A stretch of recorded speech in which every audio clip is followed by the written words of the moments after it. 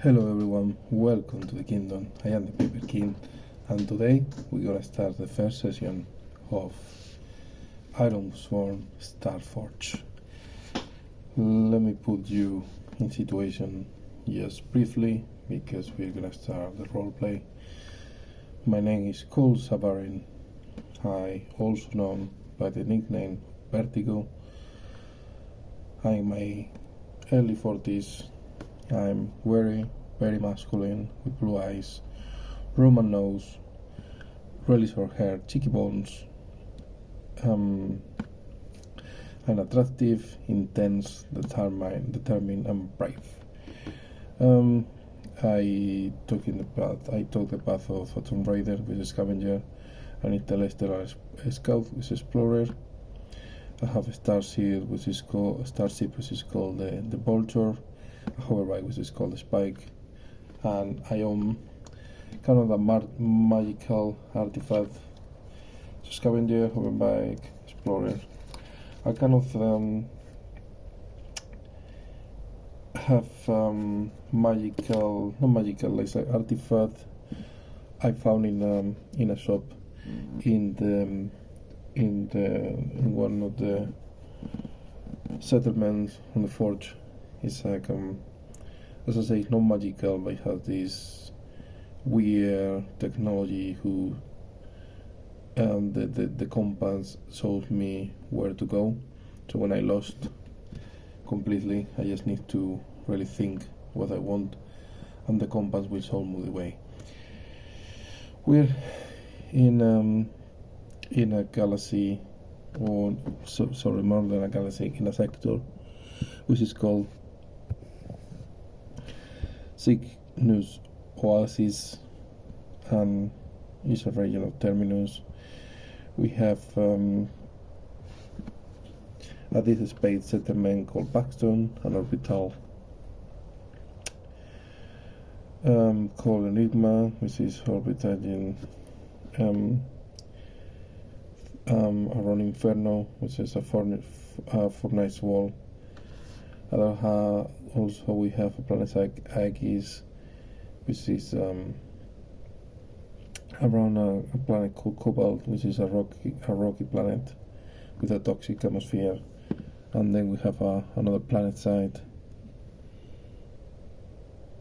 which is called Ipaxion. I wrote it so small, so now I can't even see properly. Well, Ipaxion, and it's close to a planet called Magnus, which is a Jovian wall, but it's not settlements. So we have two stars, one which is showing like a supernova, so it's gonna create a atrocity soon, and then we have burning yellow star. We are between with our starship. We are in the middle between Inferno, between basically Enigma and the deep space settlement called Paxton.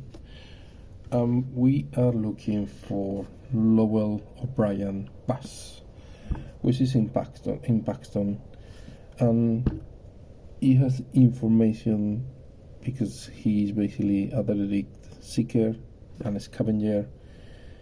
He is green, he has a greasy long hair, with some grey hair as well. He has a really desperate personality. He's really insecure, but he feels like he's always so excited, always like trying to get to the point too quickly sometimes, and it makes quite difficult to interact with him. But he knows he's very intelligent. He can repair all kind of technology, even like old technology which is being forbidden or even forgotten. He still find a way how to fix it, and his main goal is defeat the old enemy who basically stole his position in the universe. He was a very important person back in the day. We don't know yet but we will find out. We are on the way to basically to find Pacton, because we are, as I say, in the middle of the space, halfway between Paxton and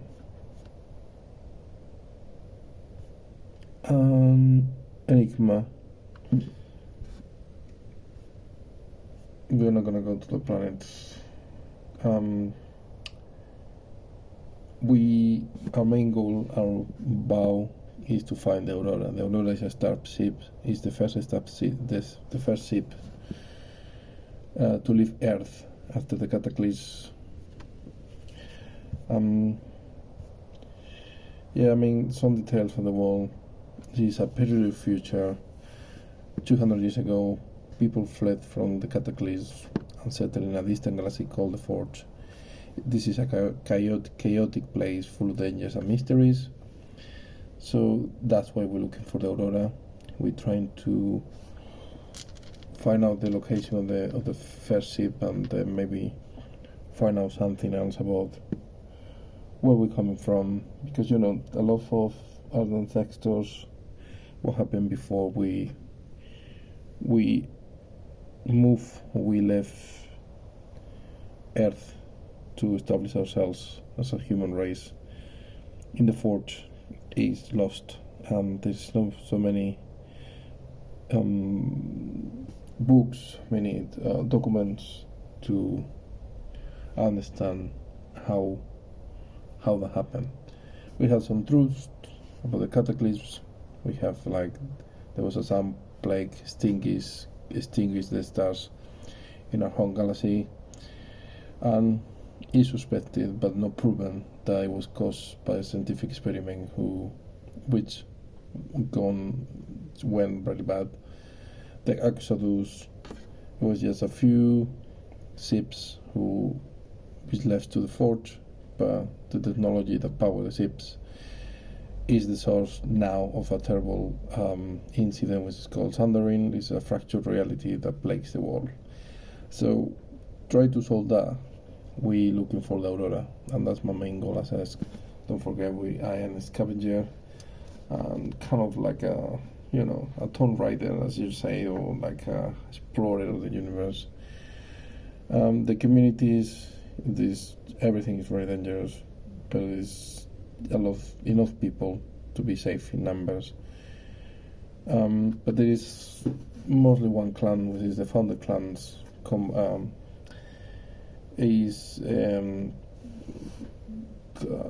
Five clans, different clans are the ones created and support this founder clan.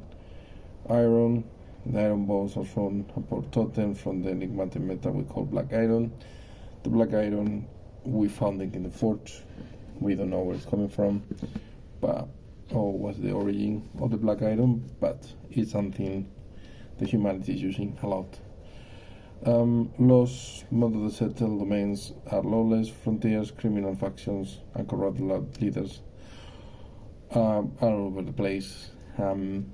We are a world still at the beginning, in the origins of the new I can't say it. I can't say it. So we are at the beginning, we just 200 years moved to the Forge. We're still expanding, we're still discovering, and we don't know much about it. And the religion, there's so many religions. Some people believe in the old gods, some people believe in the new gods, some people believe in the universe, some people believe in the stars, some people believe in afterlife, some people believe in reincarnation. There's a lot. There is no magic. That's what I mean when I was talking about the compass. There's no magic in this world. So the compass is not magical, but we found it in a random shop in the middle of nowhere, in a post in a settlement in the deep space of the forge. So I don't know where it's coming from. I don't know how it works, but it works in that matter. So it looks like a magical object, but it's not. Communication and data. It's really simple. We have systems we just use to communicate with the outposts and the different planets and settlements, but it's very very simple, and we sometimes takes even days or weeks to pass the message between one planet and another, or when we need to raise the alarm in an outpost because there's gonna be like a storm or somehow, or the asteroid is gonna hit or pass very close to a settlement. Sometimes we need to send the message with plenty of time, otherwise, it will be too late. The medicine is, once again, very basic, because, as I say, we didn't get the books, we didn't get the documents, and so many people die, and the doctors, there was not so many doctors who made it to the forge. So it's very, very, very basic, and we still relearning what we lost through time. Artificial intelligence, there is kind of like after the Exodus, there is sentient machines released among the humans in the forge, and war never ends. Advanced, like there is always wars between settlements, there is always some kind of conflict with the pirates, there is some kind of conflict with people trying to make themselves richer for the disgrace of others. So wars never ends in the forge, the war never ends within the human being, because it's in us, it's something we have in ourselves, and it's impossible to fight against it. Life forms, the majority of planets, the majority of settlements are very toxic. They have toxic atmospheres. They have sometimes they don't have any atmosphere at all. So life is not abundant. There is not a lot of places with life, but life always finds a way. So you always find some kind of animals, some kind of life, plants of, alien plants, alien animals. They're there.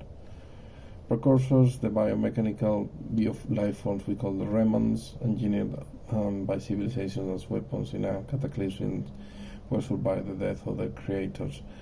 So we have these, as I say, kind of sentient machines who are previous to the cataclysm, and they are living within us. They are no weapons anymore. They have different roles, and they have lives themselves. So it's like they act and live like humans, even if they are machines.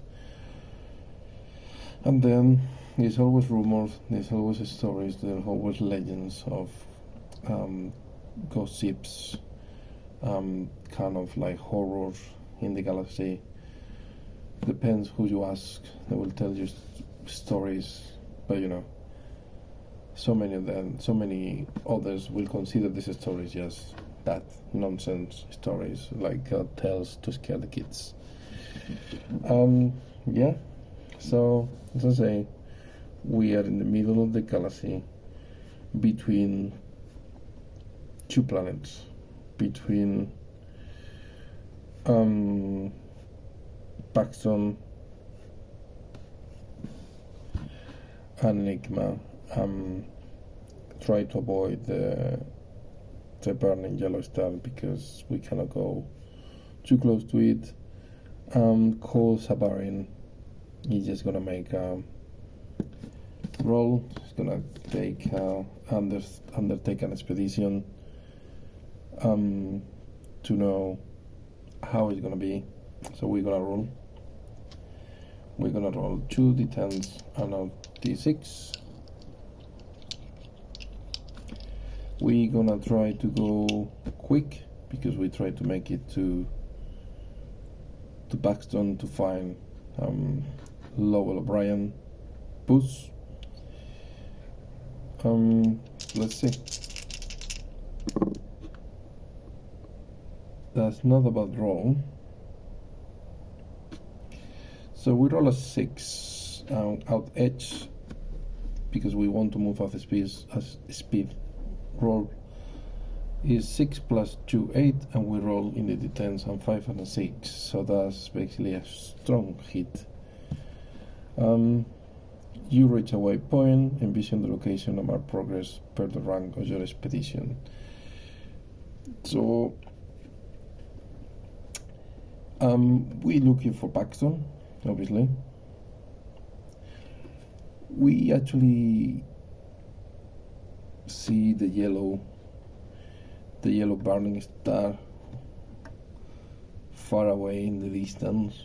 We are blind by the light, but we pass by at good speed, completely. We don't see any enemy, no pirates in this side of the galaxy. Nothing dangerous, nothing happened to us. So we move along within the stars. We move along in the deep, dark space. We drinking a coffee at the time we pilot the Vulture, our starship. We just cannot enjoy the trouble because, we made it so far without being noticed by any of the dangers of they are like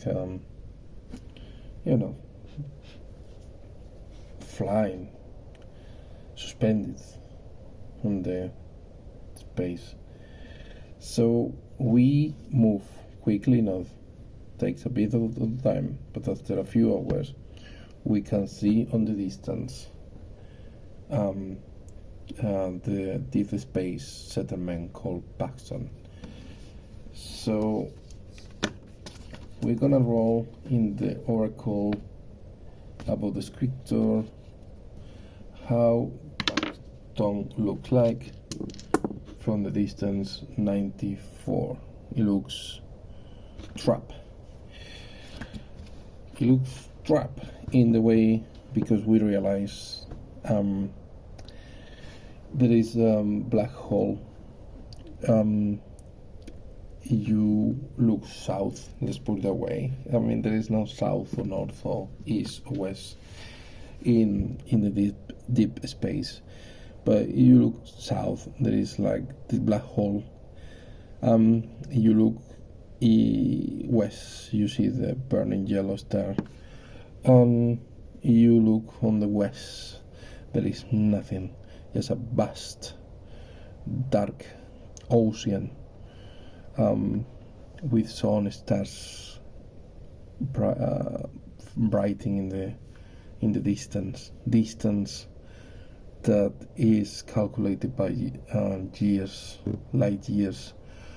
So you could just imagine how far they are, how significant you look in your little starship compared with every single particle of blackness and all the astral objects surrounded. They surround you.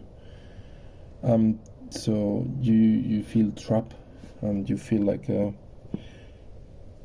the settlement is trapped in that infinite darkness. So you're just a little rat, a little laboratory rat in some kind of code, indecipherable game that you don't understand. So let's roll again now to explore a waypoint, because our waypoint is obviously I would say when Paxton. So we roll not too bad actually, maybe a weak. So roll plus wits. We have 3. So we roll a 7. We beat the 1, but doesn't beat the 9. So in this case, weak. You uncover something interesting but it's balanced in a pair or reveals an ominous aspect of this place. You envision what you encounter. Take 1 extra momentum. Okay, so when we are approaching the settlement, we see something ominous, and that's gonna be, let's roll again in the crypto, see what it is. 13. Okay, so what we found is some pirate ship tried to breach into Paxton. Is being held by the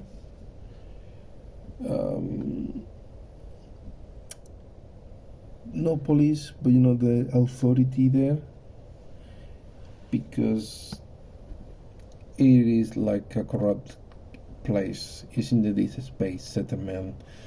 There is not such a government. There is just kind of powerful people who has a lot of power, so obviously they don't want certain people to go there, and the pirates are not welcome, because when a place is dominated or ruled by awful, terrible people, they call themselves businessmen, but they are just basically bad guys on charge of a very important settlement. They don't want someone else to get a part of the cake, so they basically holding a pirate ship, and this you approach with the vulture, and then ask. Let me see, we can roll for something else. Face a danger. Yeah, that would be good. So I want to face a danger. We could be the pirate's ship doing something, but they could put us in a bad spot, or the authorities might stop us as well. So I would like to kind of go in quickly, get inside. So we're gonna roll for speed. We try to just sneak in, and simple as that really. We don't care too much about what's happening with the pirates. We know we don't want to be involved. Roll the wrong dice. Is the right dice? So we roll, yeah, this is the right one. So we roll a 7 and a 5. 7 and a 5, which is quite high. And then we roll H, which is a 4, which is a fail. You fell, and then we need to pay the price, which is a D100. See what happens. We roll 100. Roll twice, which is 73, which is your voice resources. Okay, and then where is it coming? 85. You are stressed.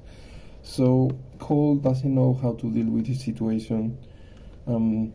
So we pass through not through, but we pass next to the pirate ship. Nothing happened. The pirates are too busy trying to get into the settlement.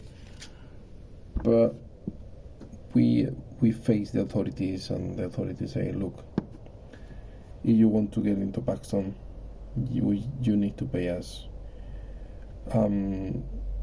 50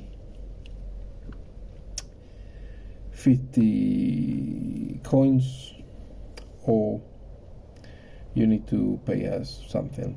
So what we're gonna do is to give them the hover bike, say hold my hover bike, okay, until I come back, and then I pay you 50 coins. So what we're gonna do is we're gonna give ourselves no bow, but kind of a quest. It's gonna be bow to recover our hover bike, and it's gonna be troublesome because we're basically gonna try to make 50 coins, 50 credits to recover our hover bike. Okay, so we lost the hover bike momentarily, hopefully, and we're just gonna go inside Paxton and how Paxton look like. We're gonna roll, and Paxton is creative, conspicuous, and 45. Okay, so basically what the oracle tells me is Paxton is a settlement created by humans. Is 45, so basically it's a settlement of how many people it has this Paxton. He only have a few people in there, so it's like barely populated, so it's kind of more like a fort, with you know, like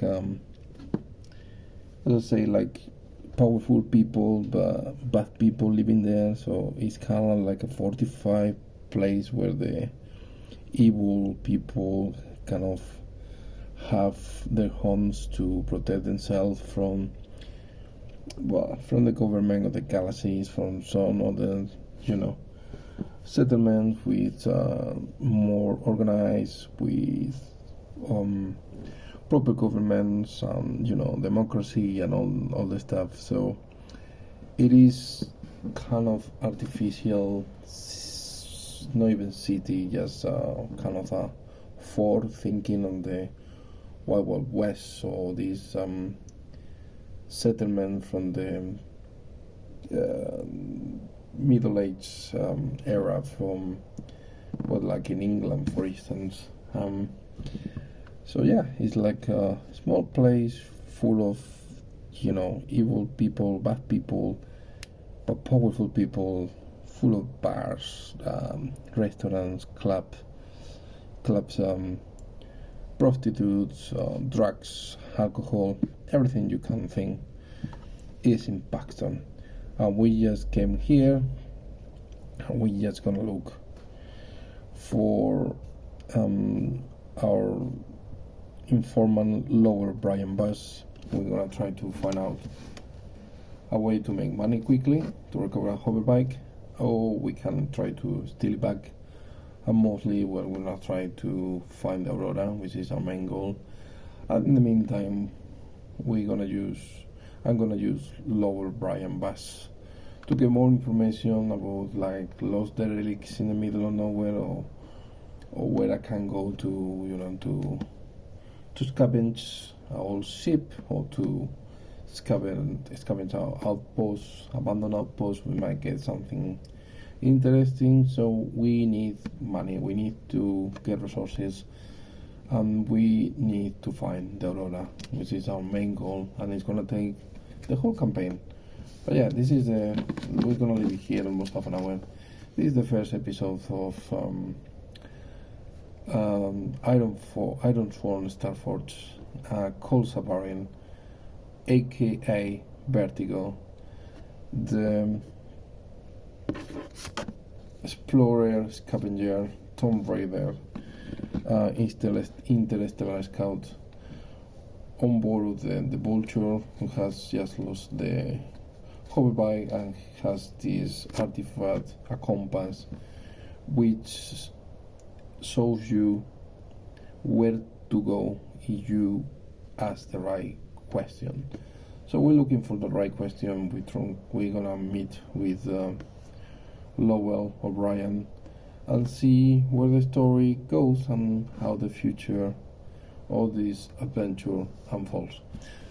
Thanks for coming along. I hope you enjoy this first episode and see you soon. Thank you.